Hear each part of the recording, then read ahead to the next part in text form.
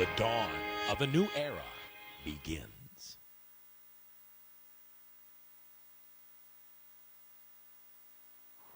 Good evening. Happy Tuesday. First of all, I would like to apologize for the late start tonight. We've been having some trouble with our mics, and so hopefully everyone can hear us well. I'm here tonight with Tori Fees, my usual friend and sidekick from daycare.com, Nanny D, the Daycare Whisperer, so you're going to want to go on and read some of her blogs. And we were very sorry to miss you last week. For those of you who had to watch a rerun, I had one of the side effects of childcare, which is I caught the crud from a child. I got an illness called hand, foot, and mouth, and when you get it as a small child, it is characterized by sores on the hands and sores on the feet and sores in the mouth that look like canker sores. Well, when you get it as an adult, generally you only get the mouth sores, but they're multiplied by about 100. And so I had sores all through my mouth, all down my throat, all the way to my stomach. I could not eat, I couldn't drink, I did nothing but lay in bed and feel very sorry for myself. But unfortunately, when you run a daycare center, when a child comes down ill, the first person who has to come and look and decide whether to send a child home is the owner or the director. And so after checking children's mouths for a few days, it was inevitable that I would catch it. And so I very much apologize, but I'm back feeling much better, and we are ready to go tonight. Tonight we are going to talk about using childcare. And once again, this is one of those topics we may not even get through everything before the night is over. But we want to talk with parents about the boundaries, the financial, the time, the medical, the privacy, all of those issues that come up. And we're hoping that you're going to, over the next few weeks, send us your comments and questions, because we will be coming back to this topic in September. So we're going to start with the basics tonight, and then we're going to solicit questions and problems from parents all over and from child care providers all over. And we're going to turn around and talk about those individual emails in September. Now in September, we are hoping to turn on live chat. These first few shows, we wanted to just see how it would go. And now we're going to start open dialogue with all of you. So hopefully you'll tune in and participate. We'll be back in just a couple minutes, and we're going to talk about using childcare.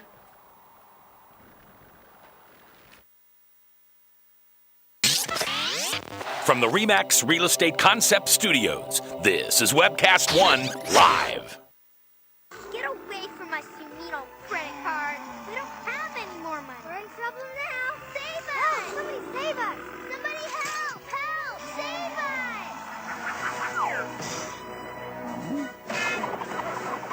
Hi, I'm Tom Coates from Consumer Credit of Des Moines.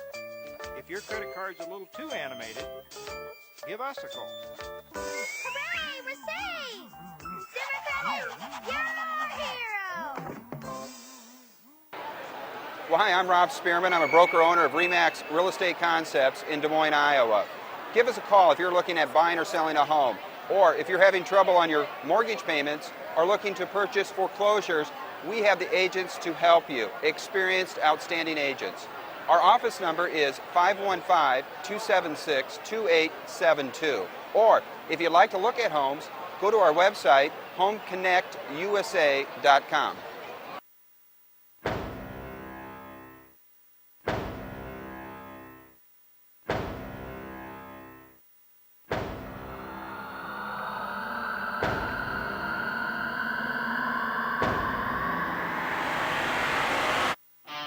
I'm just saying. I'm just saying. I'm just saying. I'm just saying. I'm just saying. I'm just saying. Ching ching. I'm just saying. I'm just saying. I'm just saying.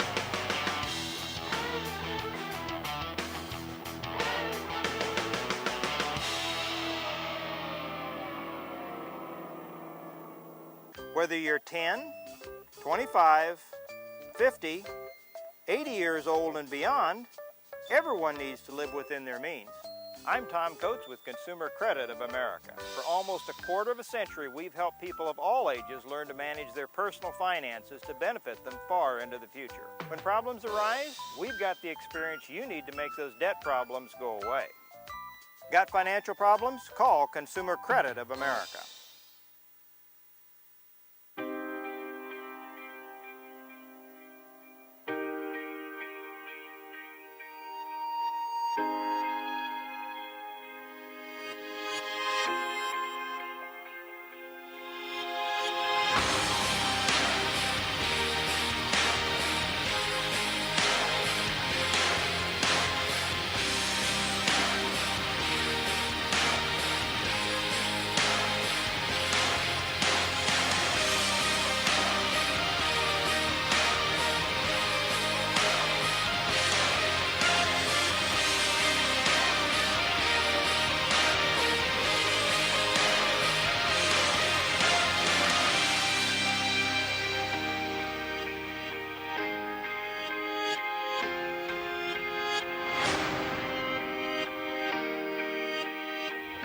The dawn of a new era begins.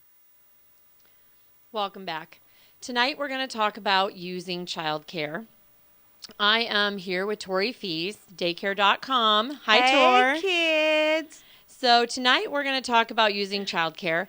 Tori is an in-home childcare provider, and so she cares for children in her home.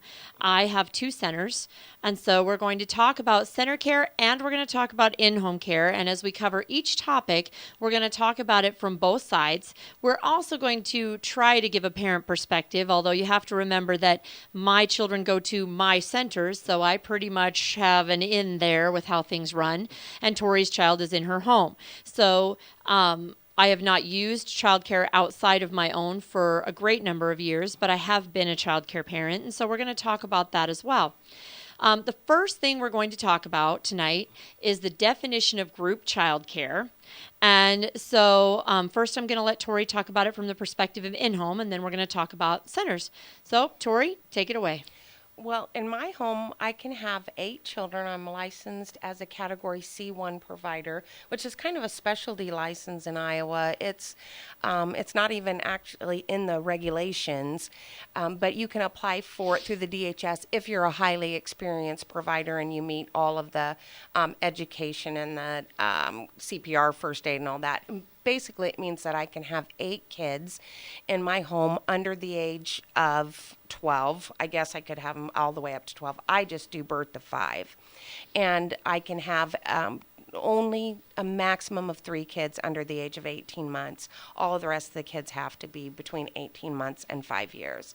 So in my home, I also have a staff person that works with me. That's not that normal in home daycares. So in my house, it's about 1 adult to every 4 children, which is an excellent ratio. It's the ratio you have at your center for the infant rooms. Yes.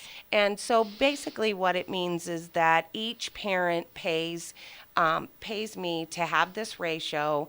They understand that their child as a whole is not going to have one-to-one care every day, all day long. When they're infants, they require more care because they have the feeding cycles are short, and they need to be held more. They're not on the floor running around. So, but as the child ages, then their care, the amount of time that you take to take care of them pretty much equals out by the time they're about 2. And so the parents understand that when they bring their kids to me, that we don't have an adult just for them. If their kid does need their own adult, then my setting definitely won't work. So it's a process of teaching the new parent that each kid in the home deserves an equal amount of adult time. And unlike centers, then, with your situation, you do not have a break. No. Yes. I have a pretty much 12-hour day. 12-hour day. And that is one big difference between centers and in-homes. When you are at an in-home childcare, one of the things that you have to remember is that your provider from the time the first child arrives, which might be as early as 5 in the morning, until the last child leaves, which may be 6:30 or 7 at night, does not have the privilege or luxury of leaving for an hour lunch, going for a doctor's appointment, being able to go to her child's school for a play or a musical. They're there without any break in activity, with the exception of nap time, which is the in-home Yeah. provider's haven. Blessed nap Yes, time. nap time is their one break of the day. Now, in a center, it's a different arrangement because obviously the staff can break each other. And so we do have lunch times, and we have break times, and we have bathroom breaks, whatever you want to call it. The other main difference is that in Tori's world, she does it all. So in addition to teaching your child and taking care of your child, she does the cleaning for your child, the cooking for your child, the curriculum prep work for your child, the answering of the phones, the responding to the emails, the doing the paperwork for all of the government entities. Sourcing the food. Sourcing the food. That's a very time-consuming Whereas thing, all in the a paperwork. center, the teacher is the teacher. They are in the classroom. The food gets cooked and brought to them. The paperwork gets done in the office. The phone calls and emails get responded to by a director. And so in a center environment, the caregiver, that is their primary job. But in an in-home, they have all these other responsibilities that you do have to consider and take into account that those oftentimes are done outside of work hours. And so Tori's work day is a great deal longer than a teacher at my center. Right. Because she's doing so many other things in addition to those hours. So let's talk about what the money pays for, because this is a big source of angst for us. I recently had an exposure at one of my centers to pertussis, which is known as whooping cough, and had to close down the center for 3 days so that we could deep clean everything in there and so that all of the children could be treated so that it stopped at one case. For those of you who don't know, pertussis is oftentimes passed from adult to child. It can also be passed from child to child. It is infectious by respiratory droplets. Is that correct? Yes. Yes, respiratory droplets. And so the child who came is a school ager. She had a cough, and we at first thought she just had a cold. By the time she was diagnosed with pertussis, she had exposed directly through respiratory droplets, she had exposed 75 children. Wow. Because she plays on the playground with 3 classrooms, and she combines morning and afternoon with classrooms when ratios go down and the numbers get low. By the time we took into account how many infant siblings there were for all the kids exposed, and how many staff who were parents of the children in the rooms that were exposed with direct contact, it became apparent that we would not have enough staff left to keep the center open while we took care of the problem. And so we shut down for 72 hours, which is unusual and a little bit, some people would feel a little bit extreme. But we had everyone who was directly exposed get treated immediately so that it would not pass any further than the one little girl. Right. And I felt that that was necessary because when you're talking about a disease or an illness that can kill an infant, and you're talking about parents of children who are exposed who work in infant rooms, the risk is far too high to leave the Yes. center open and Right. just, roll the dice and see what happens. Right. And so that 3 days, I decided to issue a credit to parents for those 3 days, which is not something that I would normally do. Normally, if your child is there 3 days, 5 days, whatever, your weekly rate is the same. Right. The one shutdown is going to be a little over $12,000 Wow. that the center will lose. Ooh. Yes, in fees, in Yeah. credits in September. So that's a great deal of money. It's not a decision we made lightly. Right. But we had a lot of parents who were very upset because they missed out on work or because they had things that they wanted to do that they then couldn't do. So we're going to talk about what the money pays for. Right. And I am going to let you read me. Tori has a fantastic list that she sat down and made up. I'm going to let her read you the list, and then I'm going to add to it. Okay, a lot of parents think that the primary thing that they're paying for is the actual care of the kids, the watching the kids, making them lunch, serving them lunch, feeding them. And that is one part of the costs, but it is not it's not the biggest expense, believe it or not. The biggest expense in my world is the mortgage. It's the payment for the dwelling that the kid comes into. Parents have to understand that they're paying for the roof over the head. They're paying for the food. the electric, the gas, the toys, the advertising, all of the cleaning products, the website, that is a pretty good time expense, and there's expenses to operate it, to get it set up, to buy the domain, and to do all of the work on it, especially if you're not very great with computers. The garbage, the water bill has to be paid for. The any kind of outside work that would make you to have to be compliant on your yard, fencing, all of that has to be done. The phone, the internet, any field trips, the extra coverage on your vehicle if you transport kids, that's a big one. And to be able to have the proper license, the proper car license for that. The all of the classes that you have to take in order to be able to meet the registration requirements take a lot of time at the end of the year. We have gifts for the children.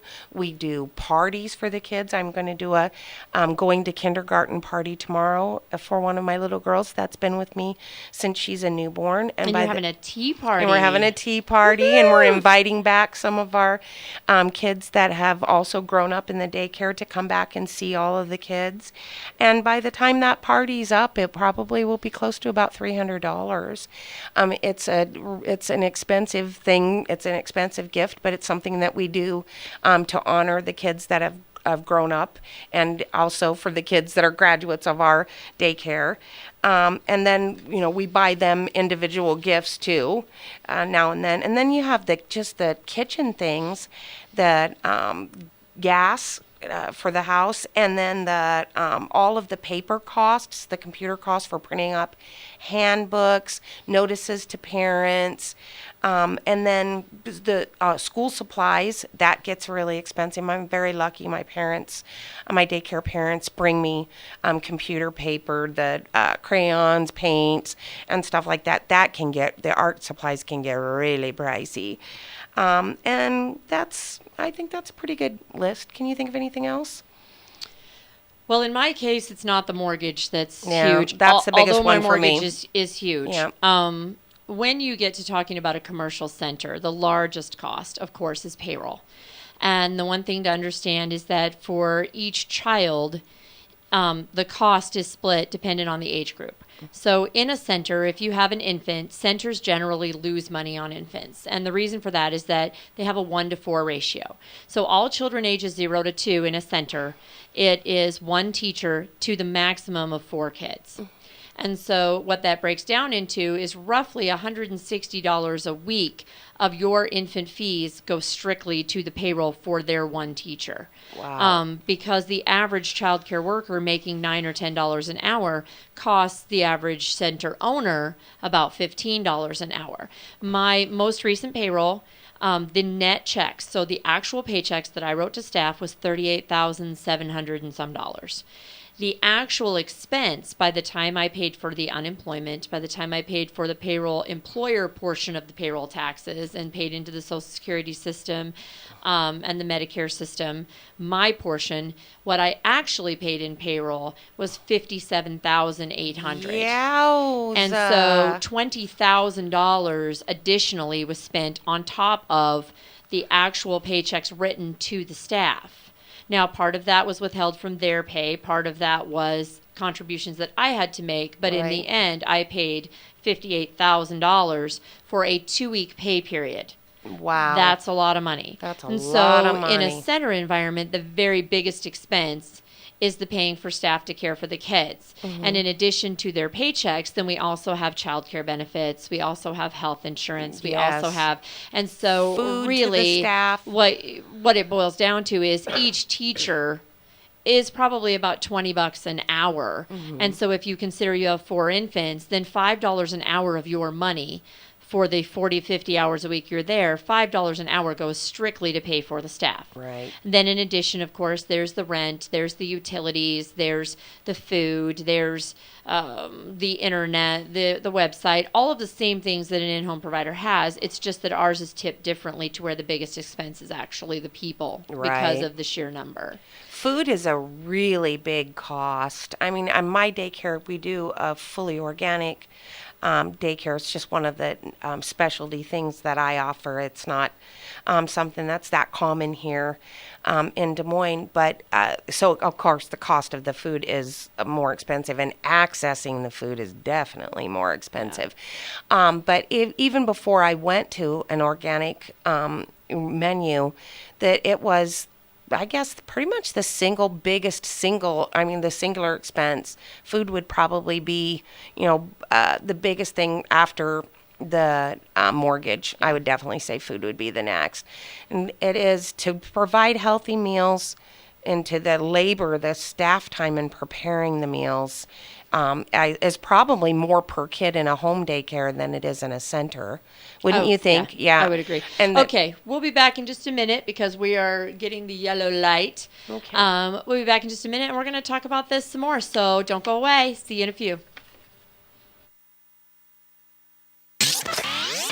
From the RE/MAX Real Estate Concept Studios, this is Webcast 1 Live. Get away from my Sumito credit card. We don't have any more money. We're in trouble now. Save us! Help! Somebody save us! Somebody help! Help! Save us! Hi, I'm Tom Coates from Consumer Credit of Des Moines. If your credit card's a little too animated, give us a call. Hooray! We're saved! Consumer Credit, you're our hero!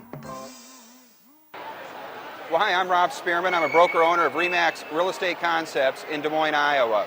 Give us a call if you're looking at buying or selling a home, or if you're having trouble on your mortgage payments or looking to purchase foreclosures. We have the agents to help you, experienced, outstanding agents.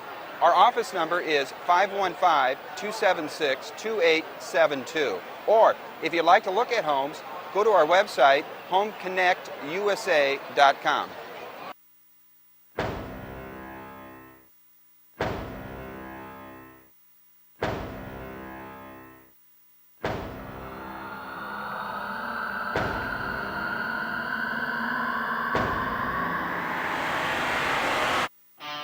I'm just saying. I'm just saying. I'm just saying. I'm just saying. I'm just saying. I'm just saying. Ching ching. I'm just saying. I'm just saying. I'm just saying.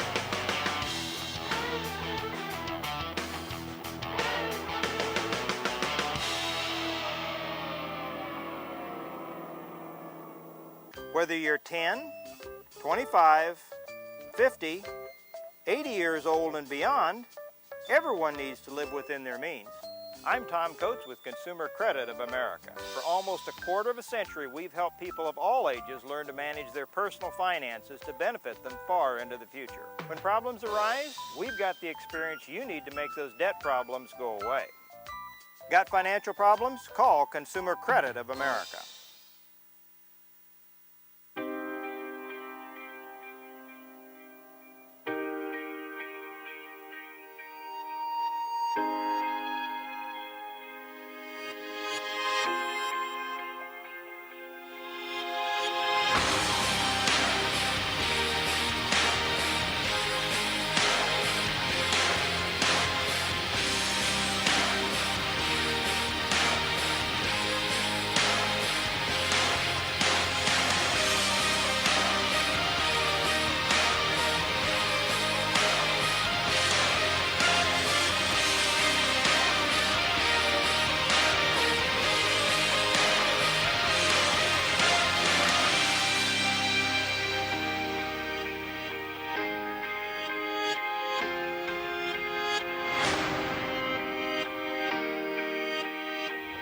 The dawn of a new era begins. Welcome back. So we've been talking about using childcare, and we've been talking about what the money pays for. And before we move on to expectations, we want to talk a little bit about the cost of childcare. Depending on what part of town you live in, there are all kinds of different childcare rates. And the one caution that we would like to give you ahead of time is that absolutely, when it comes to childcare, oftentimes you get what you pay for. Absolutely. And so when you see a rate of $80, $90, $100 a week for childcare for a child, here are some of the side effects that go along with that. If a provider puts their prices at bargain basement in order to get business, first of all, they are generally going to end up taking the maximum number of children because that's more. what they need, or more. Or more. In a lot of cases, more, and more than most. licensing allows. Yes. And the other downside is that they're not going to be able to provide the things that are the very best practices in childcare, such as really good cleaning and sanitation procedures, Right. or a really healthy diet, because obviously fast food and pre-prepared is cheap. Right. So macaroni and cheese and ramen, you know, to a provider who's only getting $80 a week, that's what's in the budget for groceries. They are going to oftentimes skimp on supplies for learning and preschool time. And the very worst of it is that when you have a provider that's worried about making bills because they're charging the bare minimum and thinking that if they raise their prices, you'll leave, then you've got someone who's distracted from actually supervising and caring for your children because they're on the phone with the light company trying to keep the lights on. So absolutely understand that when it comes to childcare, don't skimp. Find the very best childcare. Find the parent that is the most like you as a parent, and then make some concessions in your life to make it work. If you need to have basic cable instead of the expanded with all the channels, make a little sacrifice. If you have to give up that NFL Sunday ticket, sorry, boys. Your child's only young once. You'll have plenty of football games when they're bigger. And that brand new SUV, maybe a cheap used station wagon. But you're only going to get one chance at raising your kids. So spend your money wisely and make it a priority, because once it's done, you don't get a do-over. There's no mulligans. I have a theory about what happens to providers that are at the bargain basement. I think that they don't stay in the workforce very long. I agree. So there's such a huge turnover rate in any aspect of childcare, but home daycares and centers very high. And I think that a lot of it is because they basically burn out really quick. Because they're either carrying more kids, they're carrying more stress, they're functioning with less supplies, less physical room. Space is huge. It's a huge part of the happiness of the provider. So if they are cutting everything down to bare knuckles in order to be able to give you that $80 a week price, they aren't going to last very long. Yep. They're just going to be turned over. And it's right now with the economy the way it is, I think that there's a large amount of parents that are really looking for that $80, $90, $100 a week. And if that means that their child has to switch daycares every 6 months or every 4 months or every 8 months because the provider comes in and it just blows up because she can't manage the stress that comes along with not making very much money for this very hard work, then the parent is willing to switch and just do another daycare, blow that one out, do another one, blow that one out. But by the time your kid's 5, they can end up going through a lot of daycares. Yes. And it's not a stable thing. If you're paying more money, you know, on my side of town, it would be maybe $135 to $165 a week would be on the upper middle to upper pay scale for the east side. If you're paying that kind of rate, you have a much better chance that your provider is going to be there until your kid's 5. Yes. You have a much better chance that your kid is going to get healthy homemade meals, that the toys they play with are well-maintained, high-quality toys. It is absolutely get what you pay for in childcare. There's no deals. There's no way to cheat it. If somebody's offering cheap, they're going to cheapen out the care of your kid because in the end, they're going to keep as much money as they can for themselves. So the things that are actually spent out for your child are going to be as cheap as possible. And that is not just money, it's also time. The amount of time that the child gets the adult is going to be cheapened down to a small amount, and the kids are going to be more likely to be doing video gaming or television if they're young, because that adult is going to want the most amount of money for the actual amount of FaceTime that they're doing. If you're paying a low amount, you can absolutely bet your kid is going to be in front of the TV a good portion of the day, or be in a room with other kids and not have an adult supervising them. You're not going to get, there's no way to pay somebody a low amount of money and have them do hard work. It doesn't work in any profession. It definitely doesn't work in ours. Okay, so when we're talking about child care rates, and we're talking about getting what you pay for, and that cheap child care is never a good idea, I want to talk for just a minute about the different levels of child care in Iowa, because one of the things that I find is that there are a great number of in-home child cares that are over capacity. And there are also a great number of centers that play loose and fast with the ratios. So I'm going to explain to all of you what each of the licenses is and what the regulations are, so that when you go to look at a child care center, you understand exactly what you should be seeing. Now, start with unregistered too, because until 2013, providers. it is Yep. legal to be unregistered in the state of Iowa. It's not a licensing, it's a registration. Yes. So, but you can be unregistered in Iowa and have up to 5 kids under the age of 5, including your kids under the age of 5. You have to count your own kids in the number. And you right? also have to count your kindergartners unless they're in an all day. All if day, you're in a half day but kindergarten, pretty much everybody's all day now. So basically what that means is a non-registered provider, someone who chooses not to register with the state of Iowa, okay, is required to watch no more than 5 children total, including any of their children that are not in school. School-age children in an in-home, the provider's own school-age children do not count. Now, if they're her nieces and nephews, they count. If they're the grandkids, they count. If they're foster kids, they count. If they're the neighborhood kids coming over to play, they count. They count. So if you're coming to your child care every afternoon and there are 5 or 6, 8 or 9-year-olds playing at her house, in addition to the 5 she's watching, according to the state of Iowa, she is over capacity, and that is foundable as child neglect. It's denial of critical care, because a non-registered provider cannot care for more than 5 children total, not including her own biological or adopted school-age children. Kids, right. Okay?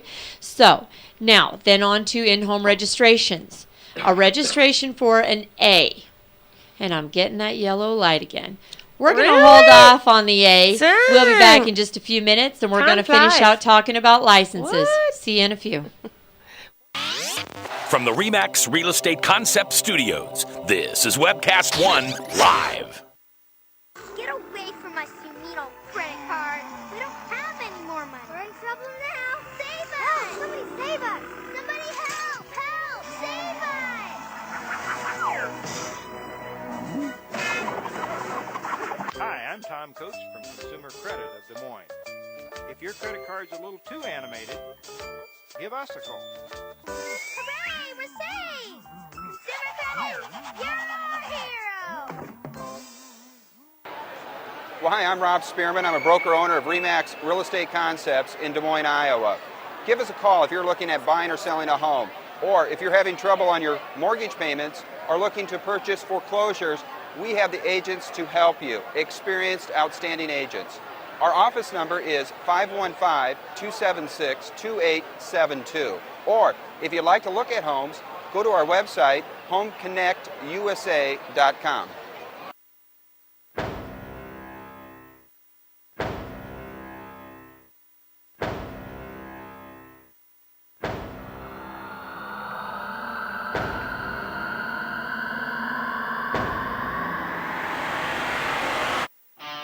I'm just saying. I'm just saying. I'm just saying. I'm just saying. I'm just saying. I'm just saying. Ching ching. I'm just saying. I'm just saying. I'm just saying.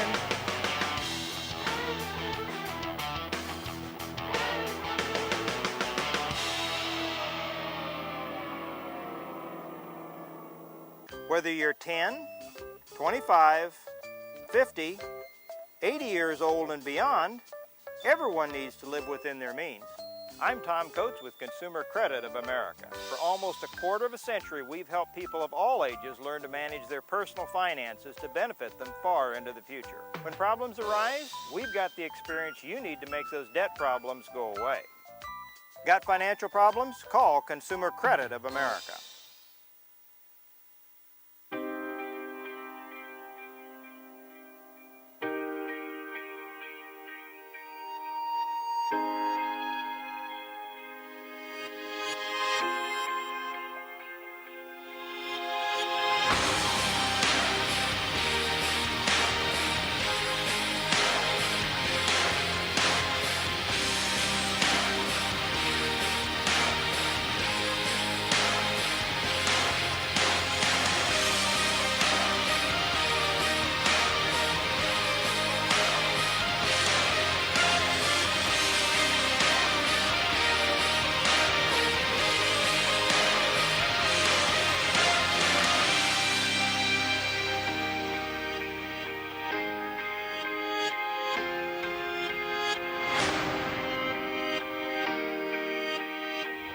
The dawn of a new era begins.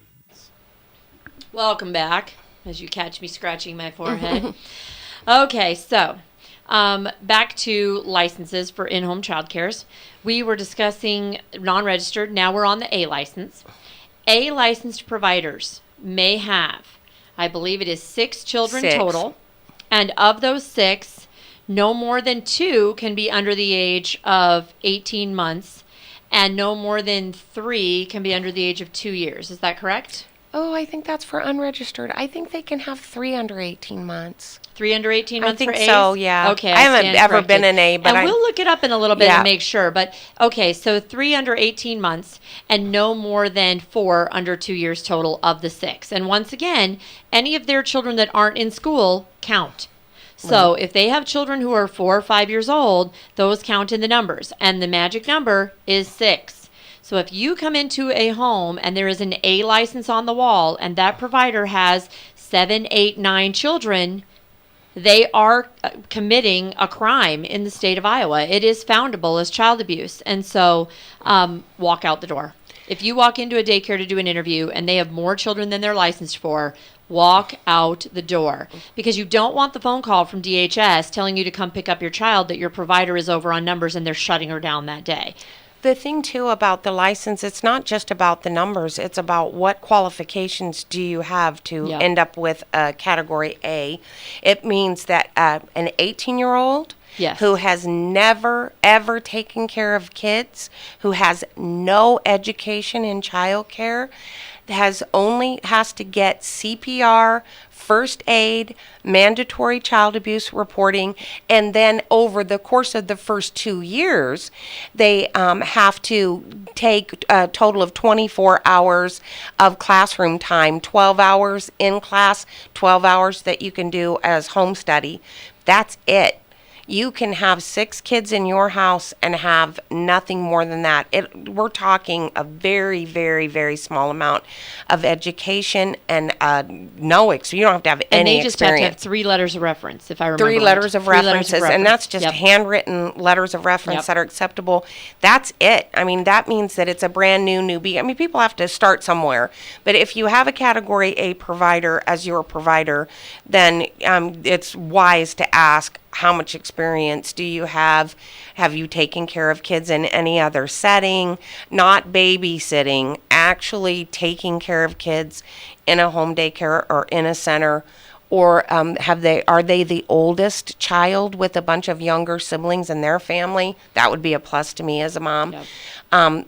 So it's the smallest possible license besides unregistered, obviously, with experience and kids, number of kids. And so something important that we want for you guys to understand is that statistics show that 8 out of every 10 new providers burns out within 2 years. Yes. So when a new provider starts, chances are 80% that within the first 24 months, she's going to decide that this is not the kind of job she wants or that it's not conducive to her lifestyle, whatever the case may be.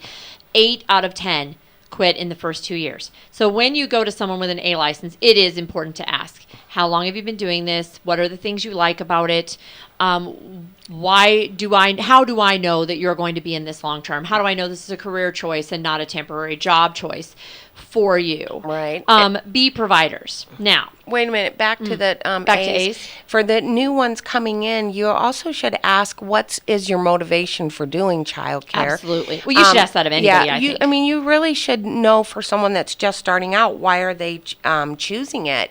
If they aren't able to show you this history of commitment, then it's a really wise choice to ask them, are you doing home child care because you want to be able to stay home with your own child? That's the number one motivator to get people to start doing home daycare. And it's very often when their second child is born, is when they can afford daycare with a regular job for one kid, but once they have a second child, they can't make enough money in their job to be able to have 2 kids in daycare. So it's very common to see a brand new provider starting out who has her second kid. So remember that 2 of the 6 kids are going to be her kids in the house. And if the main motivation is to be able to stay home with her own children, she may actually quit as soon as her older child, who might be 3, she may end up quitting when she goes back to only having 1 kid in daycare. Yeah. So she may not be in it for the long haul for you. But everybody's got to start somewhere. Somebody starts out in an A could end up being a 20-year vet 20 years later. And I really feel it's kind of important for you to understand that I don't necessarily think that it's a bad thing to hire an A provider who does not have children. I didn't have kids for years. Yeah, and there are many. a lot of people who either haven't had the opportunity to have children, haven't met the right person to have children with, who have a great affinity for children. And some of my very, very best staff, Drasana. Love me some We love Drasana DePaul. She rules, rocks. Fantastic teacher in our 3-year-old room, and she's been with me quite a long time, and she does not have children. She's a young single person.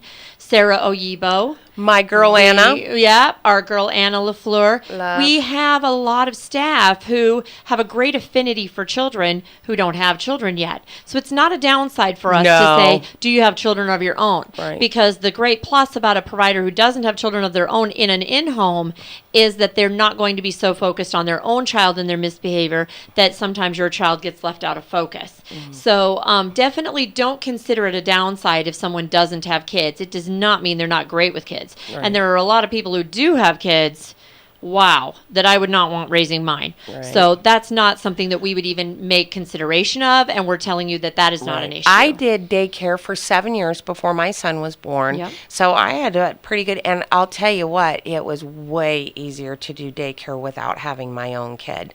And when my son was born, I actually lost half of my daycare. Half left within 2 months of the time before he was born and the time that, after he was born. So I had to rebuild my business when I had a newborn baby. It said that some people are specifically looking for providers that don't have their own kids because they're worried about favoritism, or they're worried about an overwhelmed mom. They're thinking, I can hardly handle my 1 kid. How is she going to take care of her kids plus 4 more kids? And also just the birth of a child is a natural transition time. So if some of my current clients at that time were thinking about maybe switching to a preschool or switch to a center, that was the straw that broke the camel's back when they knew that I would have my own newborn in the house, and to be cautious or to go ahead and make changes when big changes were happening. How it landed me was with half the number of kids and a newborn baby to support. So don't hold it against providers if they start out not having kids and they end up having a child.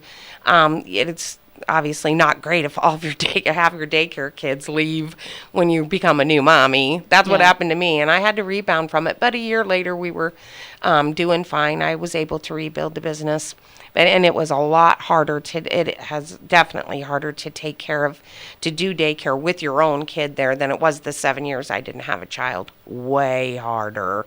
I mean, your own kids are obviously a lot harder to take care of. And my first big exposure to full-time childcare with very little break was my sister's children. My sister gave birth to her son and became very ill and ended up in the hospital and then ended up in bed. And so she had 3 children at the time, and I took over helping to raise them while her husband was in another country working and while she was in bed and hospitalized. And so I had babysat through high school to make extra money, obviously, but this was the first real big time, 3 kids, no break, you're responsible for everything kind of a deal for me. And I think that's when I really realized that this was something that I really liked, really enjoyed, and could do long term. And even though I thought often about doing something else in the early years, I've just always come back to this. So, okay, now we're going to talk about category Bs. Category Bs. Right. Yes, category Bs are allowed 8 full-time, 2 part-time, Nope. and 2 school age. No. It's 6 full-time, 2 part-time, and then 4 school 4 age. school age. Man, these regs and the change. 2 part-time Okay, yep. kids have to be over the age of 2, or between the ages of 2 and 5. Yes. The part-time kids can only totally take, I think it's only 120 hours total for the month. Per month, yes. And it has to be documentable, but Yep. they can have all 8 kids there at one time. Yes. Okay, there's it the just 8. Yep. Clicks into the hours. And I was a B for a lot of years. Yep, me and too. we just had to keep track of the total number of hours for the food program and for the DHS to prove that we weren't using those as 2 full-time slots. We had 2 kids basically sharing 2 slots.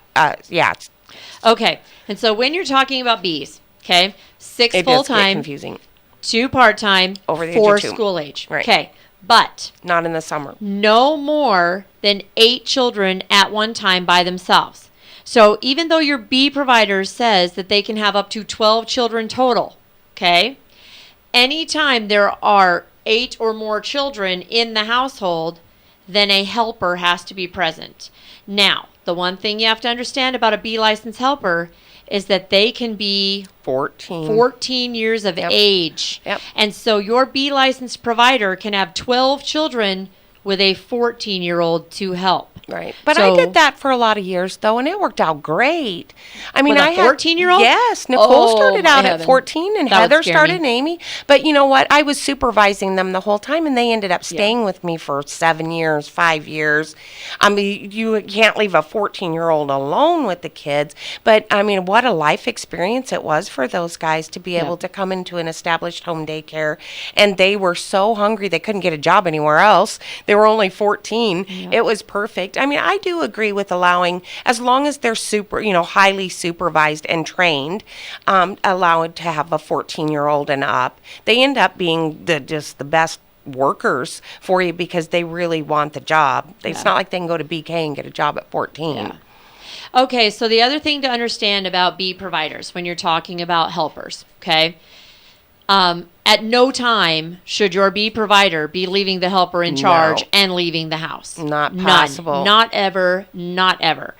Licensing standards or registration standards in the state of Iowa state that if a home provider is going to leave a substitute, that substitute has to meet certain requirements.